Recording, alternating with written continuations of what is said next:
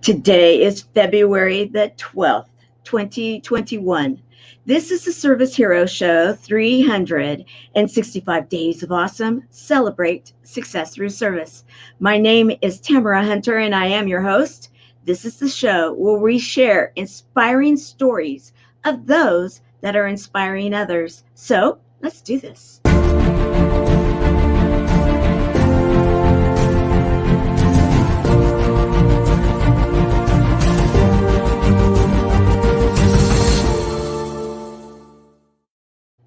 Today we have a real good TGIF show. We're going to be taking a bit of a journey. We're going to be taking a bit of time travel. We are also going to be sharing why it is that Karen Solomon is truly a service hero. She has an inspiring story. Actually, she has a few of them. Inspiring stories that are going to absolutely inspire all of you. And I want to welcome you today, Karen.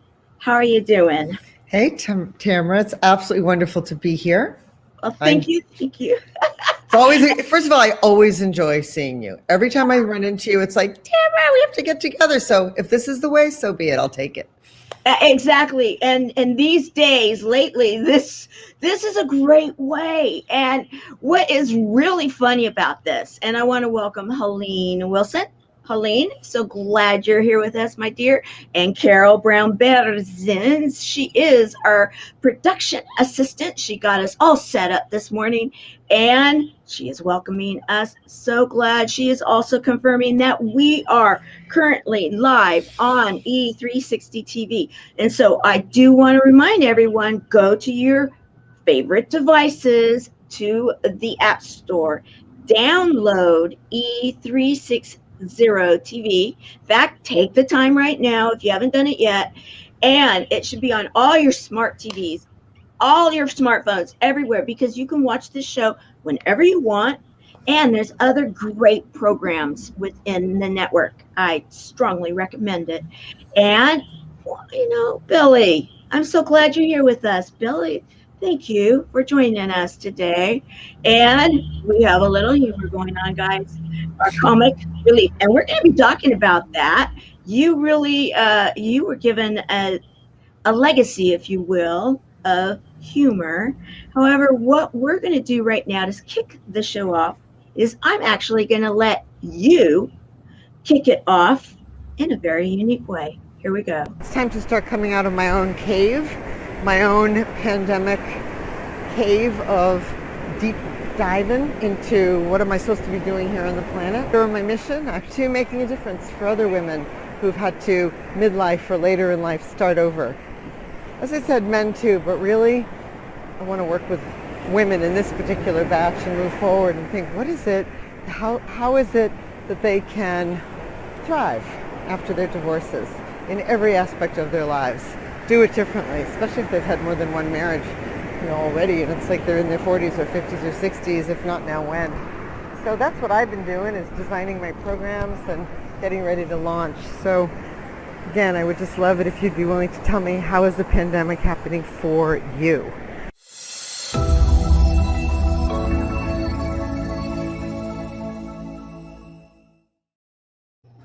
So you actually reside near the ocean typically. However, where are you today? Do I have to tell everybody? It's kind of embarrassing. I just want to let them know, bring them in on the secret here. I actually reside where that video that surprised me, Tamara, was in Encinitas, California at the beach, which is in San Diego County. That's where that video was done. But at this moment, the lush background, which you can see blowing in the wind from the open air above it, I am in Sayulita, Nayarit, Mexico. And I can say a little bit more about what brought me here, but I'm living here at the moment, which is a very sweet place to be. And, and I do want to reference that in just a moment. We have many of our buddies, and because you know me so well, yes, it's so great to have a show where you can highlight your friends that are truly your friends that are doing wonderful, amazing things. And Karen is definitely one of my friends and guys, buddies. Stick around, please. Stick around because this show, you guys are going to be truly inspired. You're going to be touched, and then you are going to feel so much encouragement. So I really do want to encourage all of the buddies that are here right now. And Shannon Green, love you, my dear, love you so very much. And everybody is welcoming everyone. And Billy, so very happy you are here with us. Now, you I'm going to share one. I was going to actually share it later, but right now I want to share because of who is here right now. This sometimes dictates the order of the show because we go with who is here and how is it going to serve you to be inspired. And I have another clip that I want to share with you right now, Karen.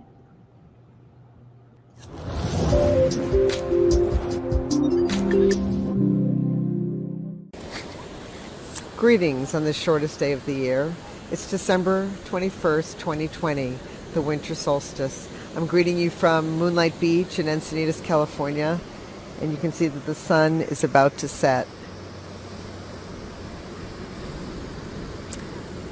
Today marks the 35th anniversary of my mom, Jackie Finson Solomon, taking her leave from this earth. She was only 54. I was 29. I was living in San Francisco. She died at home in Boston, in Belmont, Massachusetts to be exact. She really despised winter. When I flew in that afternoon, it was 6 degrees. Actually, the day before, I flew in on the 20th.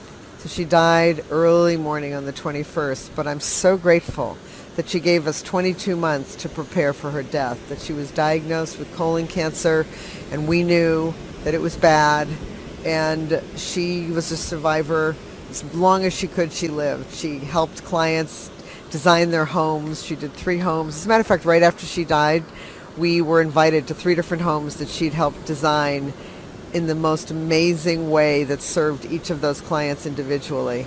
We all piled in the car and went and saw a little bit of my mama's legacy. And part of her legacy lives on in me. I can't help but have a sense of aesthetic. Her sense of aesthetic, my sister Jerry, we all have a sense of aesthetic.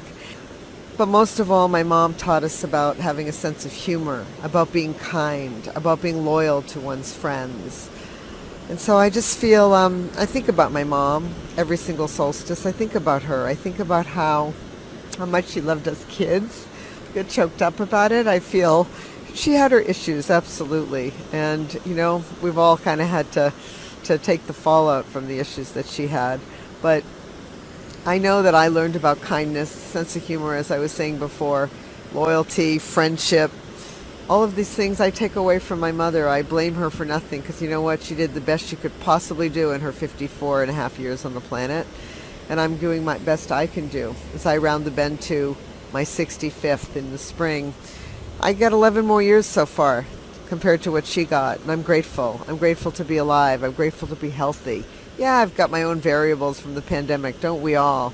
But you know what? No body equals nobody.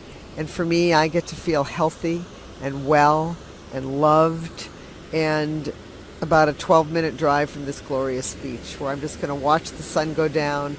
This has been the wackiest year. And for those of you who know about online dating, I'm just saying I can't wait to swipe left on 2020 and swipe right on the new. And moving forward and taking the good things from my mom. It's like, oh, how sad she died. It was really sad she died. And you know what? It's fully integrated for me. A year later, my dad met really the love of his life. He's been with his wife, Phil. They're living in the Boston area still. And they get to be together during this pandemic. So while they don't get to go out and do as much as they've always done because they're super active elders, they have each other. And they've been together now since a year after Mom died. So Mom died in 1985. They've been together since 1986 and got married in 1987. They were both in their 50s. So I don't have much more to say. I just thought it would be good to do a little tribute to Jackie Solomon, my mama, my mom, who I do miss. And I'm going to do some writing now, light a candle, and watch the sunset into the ocean and hope that I get to see the green flash.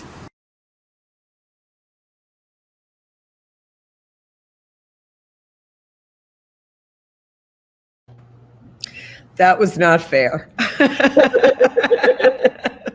Whoa, I've never watched it.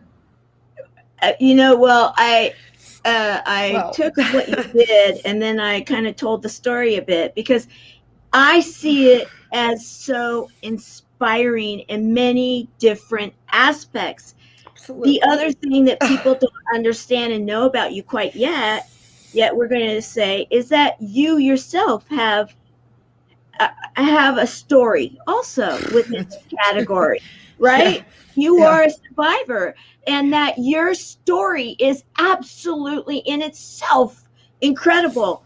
That not only did your mother, that she worked with those clients during that 22 months and she got it done, and then you guys got to go back in the car and go celebrate with those clients, that your mother's legacy was living on, and then that humor and the hope and the heart that she shares, a lot of hugs, a lot of love, that then transcended, like you said, with your father who is still alive and Almost 93.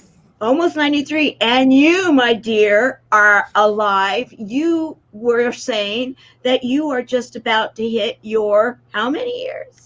Let's just say I'm doing the Medicare research. 65. 65 in April. Yes. And so you see, this is why I wanted to switch and bring this now, because we're all going to gain our wings at some day, whatever that may look like, Yeah. whatever that may look like. However, the story here, in every which way you look at it, is a story of, number one, a dear tribute to your mother, and number two, truly inspiring to all of us. And so wanted to say also that everybody, I love you too, Shannon. I absolutely do. I'm so proud of you. Wink, wink. That's all I'm saying. And then loving the fact that Helene is welcoming you to our community. You'll have to come join us. We have a lot of fun. And mothers are a blessing in our lives. Our mothers are who has gone, their love will stay in our hearts forever. So very true. And Billy is saying all we want in the end is family, friends, and time in the end. All the precious things we should have been paying more attention to in our lives. That's part of your huge message right there. Billy, you were inspired to be here with us. Thank you for sharing that. Hello, Sarah. So happy you're here. And oh, yeah, you're welcome. Wink, wink. It's between all of us, right? Okay, I love this show, Laughing Out Loud. So, okay, guys, the title for today's show has a lot of fun and flair and funk and all of that. However, I told you a little time travel is going to take place. This is going to be another surprise for my dear friend, Karen. You see, coming on to the Service Hero Show, sometimes the guests can get a little nervous. That's why thank you, Carol, for being so amazing, because she's there to kind of keep everybody, okay, yeah, Tamara's not going to talk to you about much right now because she's working on the show, because it is to honor each and every service hero that comes on in a unique way. So here's one thing we're going to honor you on. Oh, my goodness. Yes, that would be me at 18 and a half. I had to do some verification because, I found that I'm thinking, I think that's her. It looks like her. I think that is her. Yeah. It seems like her. And then I finally found, and I'll tell you what finally did verify it. And then we're going to talk about it here. I'm going to share the verification of it. And it was this picture. I'm like, okay, yep. This is my Karen, and we are with the right one. So you in 1974 went on a hitchhiker's odyssey. Me. You, and Okay, so what? So I was in love with my boyfriend, of course, coming from my dad is a physician. He went to Harvard. College was the most important thing, right? So of course his oldest of three girls, daughter's going to go to college. My boyfriend said, "You want to go to Nepal with me?" I said, "Where's that?" Okay. I didn't even know where it was, but I'd been waitressing and squirreling away my money forever. Well, when I left home, that is the boy I traveled with, although that was 3 years ago. His name is David Kalustian, and he was 20 and I was 18. And I called him well, first of all, my dad gave me money, gave my boyfriend. He was so upset that I was going, but he didn't want me to die. So he got me the first aid kit. Made sure I had my shots, and he gave the boyfriend $50 for film. We had real film in those days, okay? Oh, yeah, and saying, at least take pictures. $50 was a lot of film, okay? Oh, yeah, So we ended up, that's me in a mustard field in Pokhara, Nepal. That's me putting a pot plant, because they grew all over the hillsides, in my journal that I still have. I look like Princess Leia or something with the hair. Yeah. And you're so tan and buff and in shape. I was carrying a 35-pound pack over 15,100 feet. So anyway, long story short, after 8.5 months of Germany, Austria, what was then Yugoslavia, Greece, Turkey, Iran, Afghanistan, Pakistan, India, and Nepal, and then back to India, then back to Nepal, then Europe, then home. 8.5 months. It was the original gap year. It was a year between high school and college. When I got home, my dad handed me a shoebox of all the letters I'd written while I was gone. And there were 76 letters in there. And I know how to write, and I love to write. And what else did I have to do besides eat, meet people, travel, but write?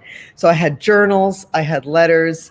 Fast forward many years later, my now former husband and best friend, Billy, and I were getting ready to get married. We were thinking about a honeymoon. We're thinking about Nepal.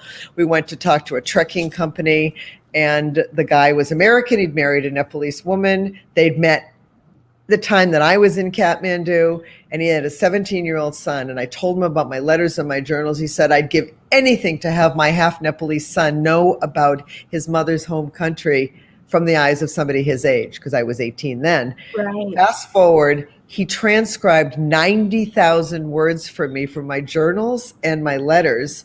And he would go like, "Dear Grammy, journal entry, dear Dad, journal entry," etc.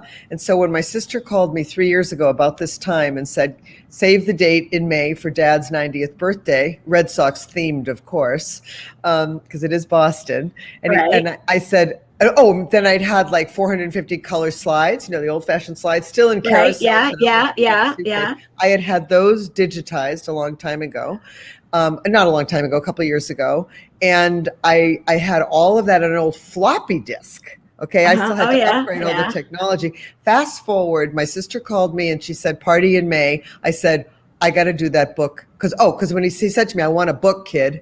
And so I said, "I have to do it." It took me 3 months to literally live vicariously through myself at age 18 and 19. I'd never read all that. So I got down from 90,000 to 70,000 words, did not even have time to do a final edit. I literally that's a hardcover Dad's holding. And because he literally said to me, "I want a book, kid." And that was many, many years ago. Anyway, so what I did was I had it hardcover, upgraded on Amazon. It was like 20 hours a day for 3 months. Yeah. And I had 3 of them overnighted to my sisters, one for David with whom I traveled, one for Dad, and one for me. And I will tell you, the funny part is when I called Dave, said, "May I use your name and photos?" He said with his Boston accent, "Sure, Karen, I'll give you a carte blanche." So that was pretty cute. Those of you from Boston will appreciate that. At any rate, he cried when I gave it to him because there were pictures of him at the Taj Mahal. I mean, it was incredible. And he didn't have the pictures. I had all the originals. Anyway, all the grandkids were there. It was the night before the big social, the big bash with my dad. And I got home from the airport right in time for, my sister goes, "They're upstairs. I wrapped one for Dad." And I went up and I'd never seen it yet. It was like, oh my God. So anyway, I gave it to him, and it's for me, people, "Did you sell a lot?" Hey, if you want to go buy it, it's super cool on Kindle, because you'd have to pay $150 for the darn thing to have really good photos, Right. Yeah. I wanted to keep it under $20, but the Kindle is beautiful because the photos are beautiful. So how cool is anyway, this? I'm very And proud of I had that. no idea I about know. this in you. That was, and yeah. that was like, okay. Well, I have my other book, but you'll introduce that. Yeah, we're going to talk about that next because, well, okay, before we do though, okay, so you have this amazing relationship with your dad, and then your dad, you mentioned it in the tribute to your mother, and Jackie, your mom, and Jackie the and fact Paul. Yeah. Jackie and Paul, okay, and then you then talk about Paul meeting Phil, the love of A friend of my parents, about a year after mom died, because she'd been sick. I mean, it was tragic, but it wasn't a sudden accident. She'd been sick. My dad was prepared. But a friend of my parents basically said, Paul, when you're ready, I have some women I could introduce you to. And this was one of the women. And yeah. you know, and again, because it's again, we all gain our wings at whatever time, and I celebrate with you the fact that your mother was able to gain hers after she was able to complete the projects that she was doing, because it sounded like it was so important to her. Oh, and then, absolutely. Yeah. and then to have the legacy of, I mean, okay, then the legacy, and I have to say, we're going to have a little fun with the humor piece of it, because guys, that's what we do. I found this, I'm like, and it did reference that this is not something you got off Picabay. This is actually you, right? I believe I was a year and I think I was a year and a half or something. Isn't that funny? It's adorable. That's hilarious. It is. It's hilarious. And then we go on. We found it. And then we go on with other fun Oh, that's stuff. my ex, my dear friend. Oh, that's hilarious. Oh my God, a skit we did. And just having fun with friends, getting out there, enjoying life, doing what it is that you see is a part of the vision of your life. And when you were sharing the legacy that you were given, I saw all of this. I'm listening to this, and I'd already found these, and I'm thinking, okay, yes, here we are. We're in tune with our life. We're in tune with what our vision is. We're in tune with finding that next step, like in the labyrinth there that is on the beach. Let me, one more picture here that I didn't get to. Oh, I did. There it is, the labyrinth on the beach. And I mean, so impressive and pretty and wonderful. Yet for anybody that hasn't been in one, oh my, they're like incredible. So you've had this wonderful family you come from. You're from the Boston area. You've traveled the world, and then you get married somewhere in there, and then somewhere in there you have life happening. That's where we're going to go next, because it's going to go into your journey with hearing those three words, and then only a chapter in your life. You love to write. It was only a chapter in your life. However, it was a significant chapter in your life. And then the divorce. You mentioned that your passion, and you have even a bigger purpose now. We're going to talk about that towards the end, guys. You want to stay with us. So let's go into all of that. You had a pretty dang good life going on there for yourself, didn't you? Still do. I know you do. However, it shifted a bit. Okay, one more clue, guys. I'm gonna let the cat out of the bag here. So let's go here, and then we'll talk.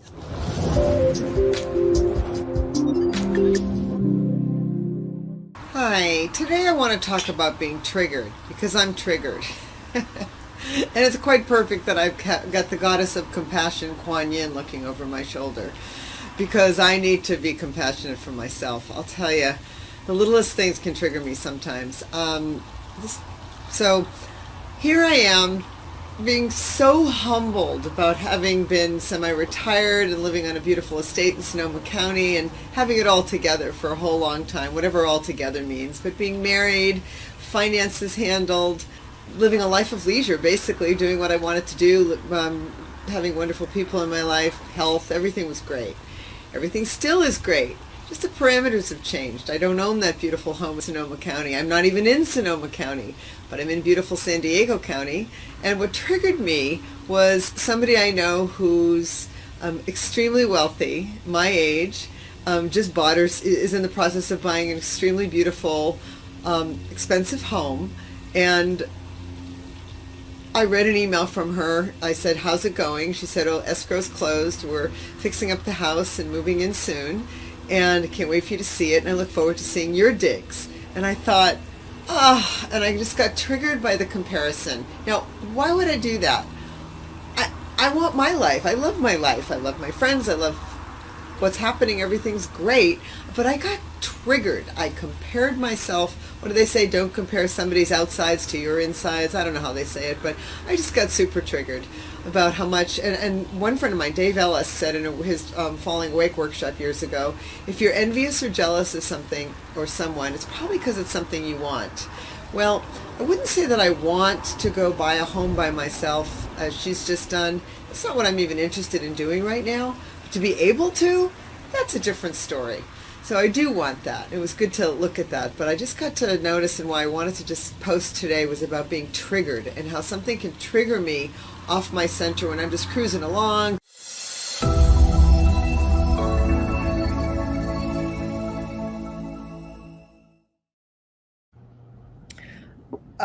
Thank you, I think. Well, yeah, because I think so. Because triggered, when I really thought about this, the onion layer kind of triggered. Yeah. Because when we, many here have gotten that call either for ourselves or someone we love, that we're facing a change in our life. Right. Maybe once again, maybe for the first time, whatever it may be. That's a trigger. Maybe like with the house situation, that can be a trigger. A lot of people, including myself, what was I doing last night? Looking at homes. Where am I moving next? Because I'm making a change in my life. And a lot of people right now, especially because you started it off with the pandemic, a lot of people are in that place of change. And triggers can happen when we're opening ourselves up. And if we're not aware of it, it can actually, play tricks with us. And that's why I wanted to bring this up, because you have had quite a few chances to be triggered. And you even shared, and I was so grateful that you were open and honest and authentic and not holding back and saying, okay, hey, truthfully, I was triggered. However, I got a great life. I love my life. I don't want that life. However, in truth, this is what happened. And so with that, that's why I wanted to bring that up, because you when I think of you, I always go back, and you got to remind me of the story, because I always go back to the story when you were dealing with cancer and breast cancer. You were helping, I think, with a fashion show or raising funds or something. That was during the process. Yeah, during the process. And I'll never forget that. Why don't you share us with that story? Because that story has impacted me many different times, and we're going to go deeper into it. The story about my story, or the story about the speech I gave? The speech. Okay. I want the speech. Right, let me wrap a little context around it. Okay. Exactly. So when I was in my late 40s, I found a lump, and I had some other lumps removed surgically that were benign, but this one came out of nowhere. It was hard. It didn't hurt. I knew. And I heard those words, "I'm sorry, Karen, you have cancer." And that started, I had a lumpectomy right here, followed by a deep deliberation about what was the appropriate thing for me. They got completely clean margins. It wasn't in the lymph nodes. I decided not to have a mastectomy. But at the time, choosing radiation and tamoxifen, because I was still menstruating, were the right way to go. I didn't want to take tamoxifen. I tried it when I started getting clinically depressed as one of the typical side effects, I said, I can't do this anymore. So fast forward, my former husband and I were going through beginning to unravel a little bit. He had open heart surgery. That was the next year. The next year after that, I went for I went for a mammogram, and this is 2006 now, early 2006. I had a mammogram and it was clean in March. Great. Radiation's done, everything's done. I'm good. Yay. And then in July 5th, day after July 4th, I had an MRI. It was my first annual meeting. My oncologist said, look, you had breast cancer, young, high risk category. We're going to get you in the MRI world because it's 10 times more effective than a mammogram. Right. So I'd had one the year before, which was a base. Okay. This time I did the MRI and I heard the words, there's enhancements on the left side. You want to hear, nothing new. That's what you want to hear. I didn't get to hear that. Fast forward, I won't go into all the gory details. I chose to have a double mastectomy because there was no lump. It was in 4 quadrants on the other side. That was it. So I had a double mastectomy on October 2nd of 2006. I'm grateful that is now 15 years ago. Yes. And, lots of surgeries. There are no 2 stories alike. But I had double mastectomy on that one. Yay, exactly. Okay. Thank you. But I did that because I needed to remove the fear. But in the meantime, after I'd had my double mastectomies, I was on the advisory board for the Sonoma County Women's Center through the Sutter Health Hospital Network in Santa Rosa. And there are MRI machines that are used, everybody needs, shoulders, breasts, and then there's breast dedicated MRI machines. And ladies, if any of you have had an MRI for your breast, you know how intense it is. You've got your breast hanging down, you're in the middle of this gigantic car-sized thing making tons of noise. It's scary as heck. Yeah. The breast dedicated ones, you're right close to the nurse. It's so much easier. Anyway, there was a fundraiser because there was a $1.2 million machine. So we had a big fundraiser in Santa Rosa. Of course, it was a wine tasting because we're in the wine country. And so we had this 500 person, and they said, Karen, and I've done a lot of fundraising, said, Karen, you're going to be the fundraiser. But they had a lot of women survivors, not myself. I wasn't in the show, but it was a fabulous fashion show with a runway and a famous local TV personality being the MC. They had the SWAT team from the local police. It was like, whoo, the women were all whistling.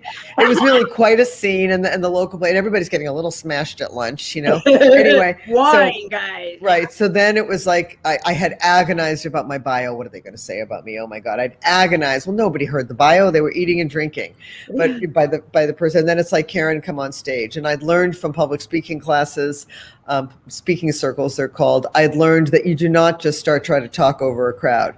You go and stand there with the microphone. So I stood there with the microphone, which felt like 10 minutes. My husband told me it was 5 seconds, but 5 seconds is a long time to stand still with 500 people below you because I'm up on a runway, okay? And so I waited those 5 seconds, made eye contact with a few people and took a deep breath and said, 2 years ago, yesterday, I had a double mastectomy. And I let those words land. And then I said, and a year before that, I had, whatever I said. And then I said, and by the way, those 5 seconds of being quiet to anyone who wants to public speak, I had everyone in that room silent by 4 seconds. And then they were doing the wedding thing, to get everybody else to shut up. I had them instantly by being quiet. So that said, I then said, would everyone in this room who's in the club please stand up? And, it was a breast cancer. It was a luncheon for this world. But at least I'd say probably of the 500 people in the room, probably 75 people stood up.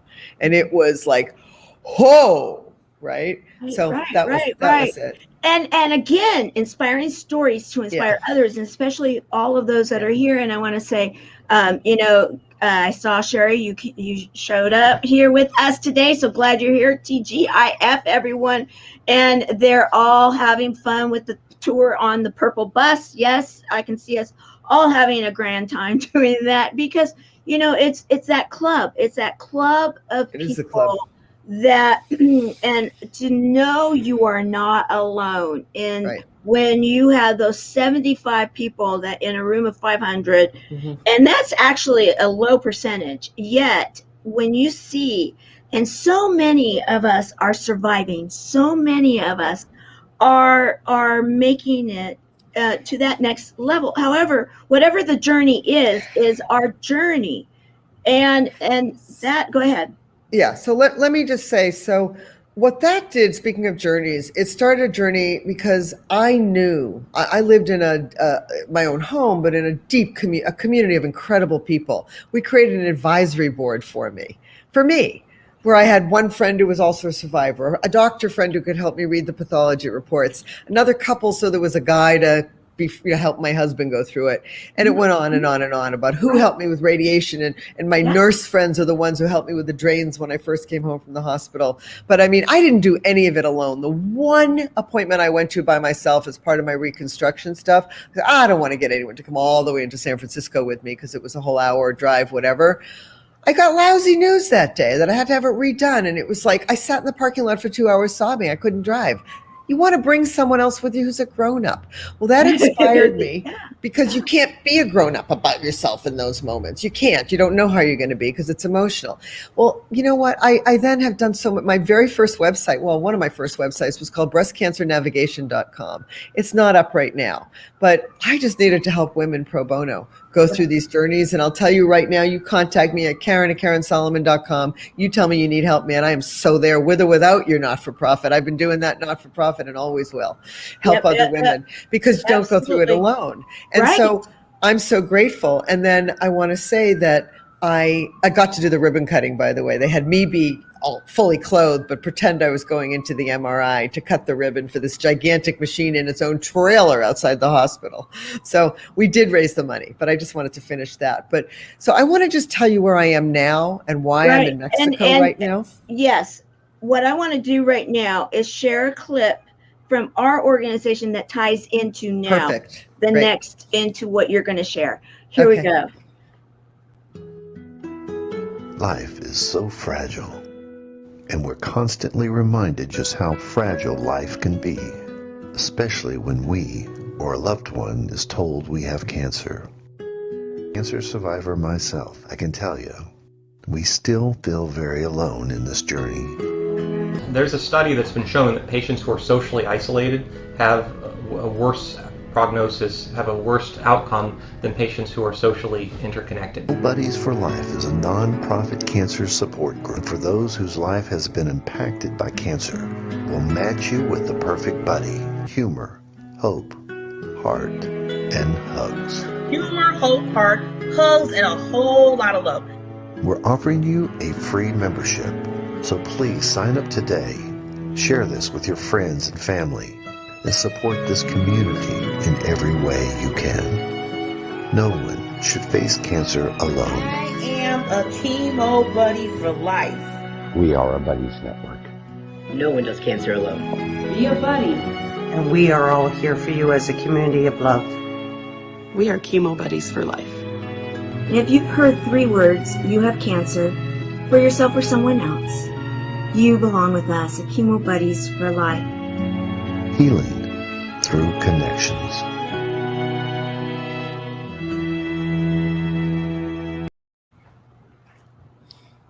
Perfect.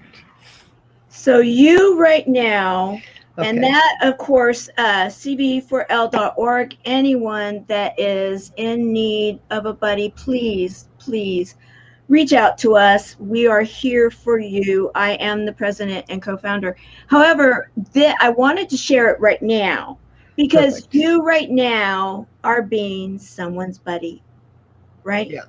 So, yeah, a dear friend of ours, my friend Martin, has 4th-stage cancer. We're still, hoping he's doing some protocols. It could be a miracle. He's chosen not to go the chemo route. He's chosen to have surgery for more comfort. And a good friend, when he was recovering from surgery in San Francisco, said, well, how would you like to be? What would you like? Your life could be limited. All of our lives are limited. We just don't know how long, right? And he said, I just want to go to the beach. Well, boom. Been manifested, and he just left yesterday, but they invited all the old friends, and I've known him over 30 years. Many of us did. And, it was like, oh, pandemic. It's like, what the heck, man? I'll wear masks on the plane. Anyway, fast forward, about 20 of his friends that he's known forever, couples, singles, have all come down to Sayulita, Mexico, and Nayarit. You fly to Puerto Vallarta, and it's about 40 minutes north. We all there were people in big houses that they shared. We brought test kits with us, so after 5 days, we could test to make sure we were safe to take our masks off around a more fragile person. And I just came down for a week and stayed because it's so wonderful. And they just left yesterday to go back where they live in eastern Mexico. They've expatriated. But anyway, it's been extraordinary. We had a celebration of his life with him on the beach, a catered, delicious, wonderful gathering of friends who've known each other forever, literally sitting on the sand, social distance with the breeze and the full moon rising. It was like, really? We're here in the pandemic? What? I don't even want to say it. I didn't want to say it out loud because it's so good. And then a few days later, we did something called a death cafe. If you've never even heard of it, I'm going to tell you now. I invite you to do this with your friends. I hadn't known about it either. But one of our friends, a woman friend of ours, leads groups, as I do. But her life was deeply informed by death because her mother passed when she was only 5. And so her mother died when she was 5. I mean, it's one thing. My cat died when I was 7. That's very different than your mother dying. And so death has informed this woman's life hugely.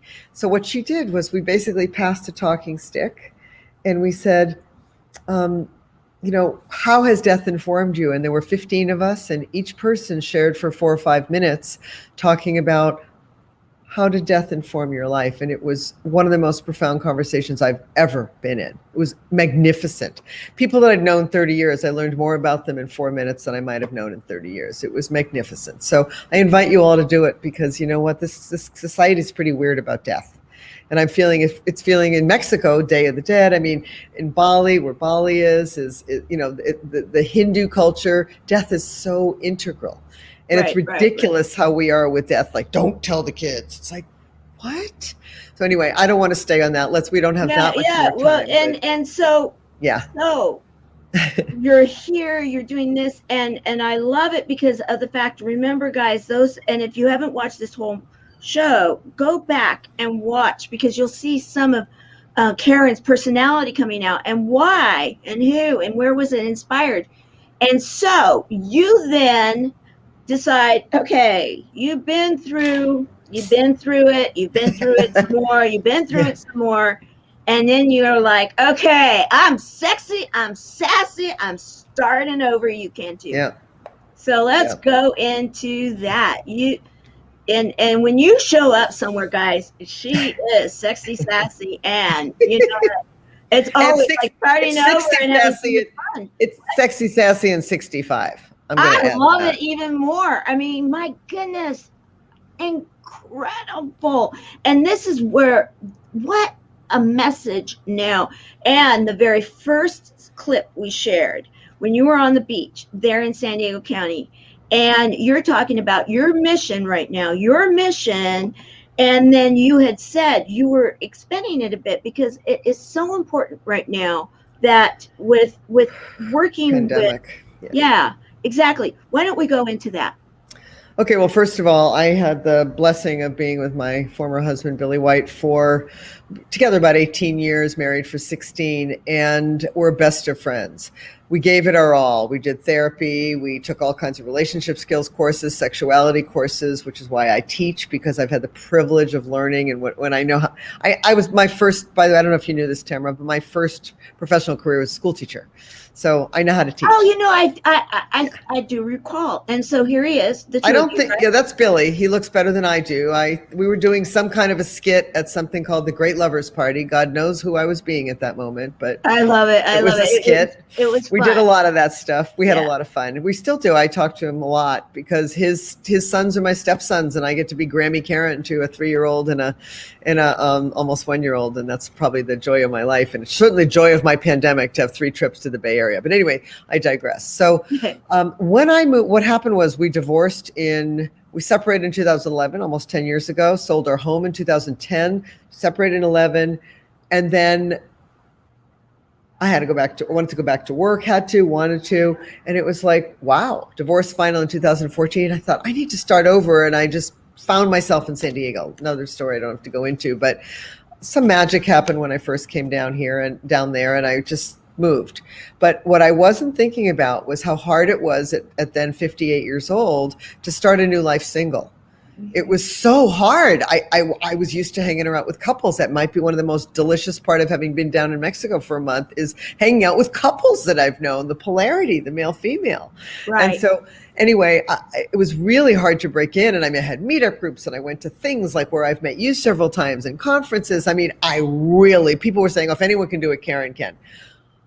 I did my damnedest, but it was freaking hard. And so I basically, my little book, Sexy, Sassy, and Starting Over, which is on Amazon and Kindle and all that, my book was just trying to show this is my little story. It's a little book. It's a handbook. It's small. It's packed, but it's small. And it's for the purpose of, how do you do it? How do you create a community? How do you date? What do you wear? I didn't even tell you I've been an image consultant since 1986, doing wardrobe and makeovers and helping people. It's never been about the clothes. I'm okay at clothes. My mother taught me, look, she was an interior designer and an artist. My sister's a floral designer. It's in our family to make sure that the tree doesn't look like it's growing right out of my head, but whatever. Anyway. I love it. Go. There's the style. I mean, so you know how to put, and in fact, guys, if you want to know more, just do some, you'll see she has incredible style. Okay, so keep going. And so the style I'm talking about now, that was more lifestyle. Sexy, Sassy, and Starting Over. Basically, I've been a coach for 20 years anyway. I have a trademark workshop called Men's Sex and Money for Women, because listen, what do you need to learn? There you go. Conversation for women. Boy, you're quick on the draw, darling. Men's Sex and Money. A friend of mine's daughter came to me just when she graduated Stanford in about 2001. And one of the reasons I bought my big house was so I could do not-for-profit events. I wish I'd known you then, Tamara.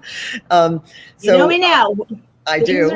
So I could do my not-for-profit events and do women's circles and gatherings. And so I had a lot of gatherings. And she said to me, this young woman, you're so easy to talk to about relationship. Could I spend some time with you? And I had her invite my friends, and I prepared as a good school teacher does with lesson plans. And I thought, what do these young women need to know? They need to, or any old age women, they need to know about men and the differences between men and women. They need to know about sex, everything about intimacy, their own bodies, what gives them pleasure. Because you know what? Our pleasure is our responsibility. Nobody can give us pleasure. We have to interpret it as pleasure. And therefore, we have to learn how to communicate it. So it's men, sex, and then money. It's relationships are all about when you go into a marriage, ladies, gentlemen, it is a business decision to go into a marriage. You've got to decide. And my joke is, when were you going to tell him you wanted to be a stay-at-home mom and your salary goes away, right? So anyway, and I, by the way, thank you, Mommy Jackie, for humor. It's so important. So, it is. So everything I do is infused with humor, but I do have, and we can probably provide people with the link. I have a webinar called What Women Who Thrive After Divorce Know That Women Who Still Struggle Don't. And that gets you onto my mailing list. And it's a webinar, and you can always click here to get on my calendar and talk to me anytime. I'd love to do that. I do high-end coaching programs for women, for men. I say to people, 1, 2, 3 marriages. Would you like the 4th to be your final? That's my joke. And then, of course, the way you've done something, if you keep doing it the way you've done it, you get what you got. It's kind of like that, particularly in a marriage. It's like they go, well, they're all like this, all men, all women. I'm like, really? I don't have that experience. So I tend to work with women and men. Funny, men are coming to, would you work with men too? Which is why if you go onto my landing site at KarenSolomon.com, you'll see there's something for single and dating, and there's another package for couples to juice up their relationship, because I'm now working with couples, and the pandemic is not bringing on more marriages. It's bringing on some. It's bringing on more divorces and more strife. People are stressed about money. Their children are home. Their special needs children are home. Their toddlers are home. They're stuck home working with a toddler and a baby. I mean, it's insanity for mothers, and people aren't doing very well. So guess what happens to a sex life when the toddler's home and the teenager's home and the college kid comes home and your husband's home, and you love it when he went off and you can go, hello, dear, how was your day? And now it's like, yeah, I know how your day was. It's rough. It's rough. And so it's all about the communication, because I believe that when we are fully in communication, anything is possible. So that's my work. There's nothing I love more than it's going, how's that working for you? So yeah. And she'll do that when you're at a conference. She'll come up to you and say, Okay, so how's that working for you? How are we doing? And How's your sex life? yeah, and people are always like, "Where is she right now?" I think I want to follow her around because it's like, okay, it's fun, and yet the thing that I do want to also, this is the Service Hero show, and that is to share that, to bring the humor, to bring the lightness, to bring the, okay, this is a part of life, guys, like it or not, this is a part of life, and either you can then like it or not, right, and make it, and so that it's something that anybody can feel like, okay, oh, I I can talk about this subject. It is all right for me to go there, because not everybody had awakened parents. Not everybody has been awakened within themselves, but yet it is still, we're human. And so you allow people to have a connection with their humanness, and that it's okay. Yeah. It's okay. And you can disarm with your humor sometimes, and with that smile of yours, and with your heart, because you have all of it, and you help so many people, and I want you to be recognized for that. Whew. I feel really seen by you, Tamara. It's huge. You got me on my own videos, just how you place them and pick them. Girlfriend, thank you. Wow. You have inspired me. You've inspired so many. We need a she shed. We've been learning about she sheds in our closed group. That's all I'm going to say. Wink, wink. Those that know, and for those that don't, Karen and I connected, I think, in the very beginning. I don't even remember where we first met, but we've known each other now for a while. And years, yeah.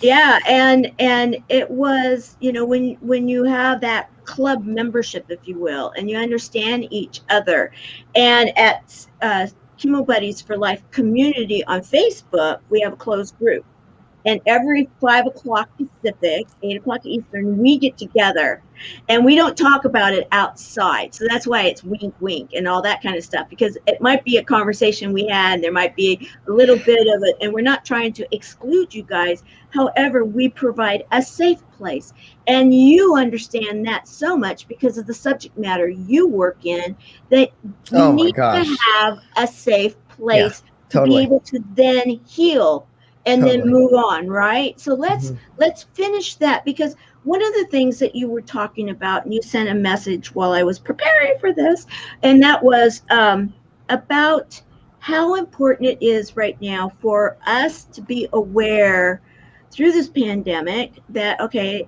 maybe there's going to be some changes, some shifts with the mother and the father, yet we got to remember the kids too. Yeah, big time. Pandemic's hard for everybody, but you start getting younger kids and kids stuck at home, and it's a really rough time. And the kids, yeah, big time. And see if you can open up your bubble to your neighbors, get tests, whatever you need to do. But kids need to be socializing. I feel sorry for the teenagers and the college kids. I mean, college for me was about learning how to be a grown-up, in different ways. And I really feel for kids right now because they don't understand it at all. No. And I love what you just shared about the collective, testing or whatever you need to do. To be safe. Yeah.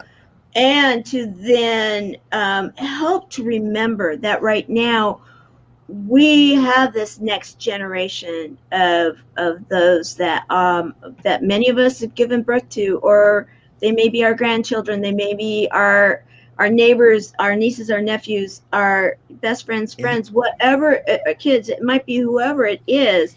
We need to be aware, and then also we've got to not allow ourselves to go into the guilt, the mommy guilt, because that's going to affect the sexy, sassy, and starting over attitude, right?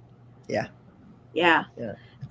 Our pleasure is our responsibility, each of you. I love it. So what would you like to leave everybody with as the service hero that I know we have made the case that you truly Wow. are today? I feel so honored.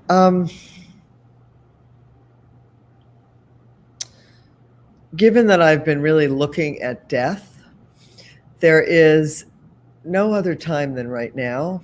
And so I invite you to make sure all the people around you, that you really let them know where you stand with them, appreciate them, tell your children again that you love them, tell your friends. If you think of a friend, pick up the phone, you text, whatever, and just say, thinking of you. You don't know what that little silly emoji, and I'm a Bitmoji freak, whatever, but you never know when that ridiculous thing that you just sent them got them right at a moment when they were freaking out, and they go, oh, there's humor. Infuse it with humor that's real, but mostly be kind and be direct. It does not serve us to hold back information, good or bad. It doesn't serve us, because you know what? The biggest withhold is love. And if you're not telling somebody something and you don't want to see them, just tell them so you can be with them. It's stupid. Don't be stupid. Yeah, and be kind. Be kind.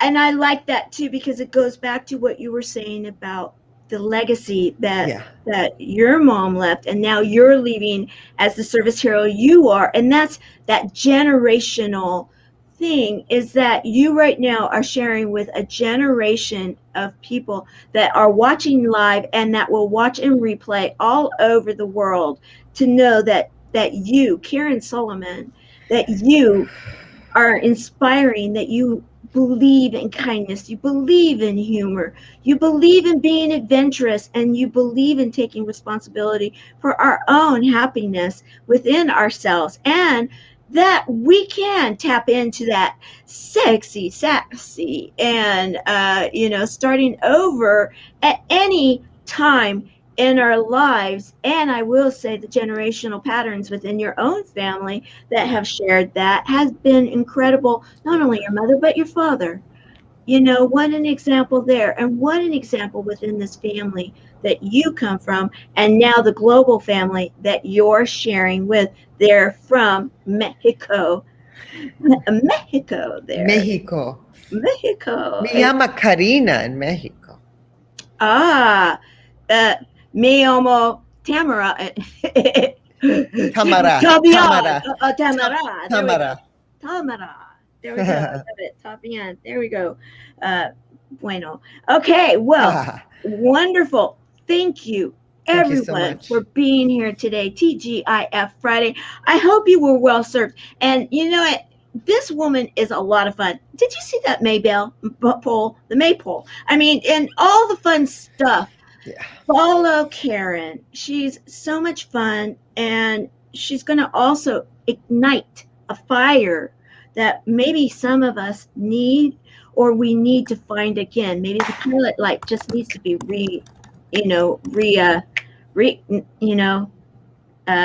turned on. There you go. I'll leave it at that.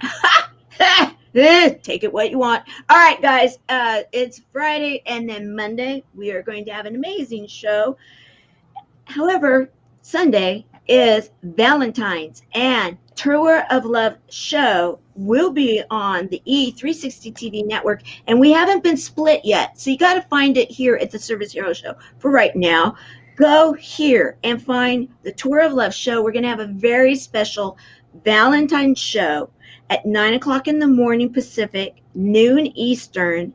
And then on Monday, we have Carlotta Taylor. And anybody that knows Carlotta knows you want to be there. She's incredible. She's on the road. She's doing amazing stuff.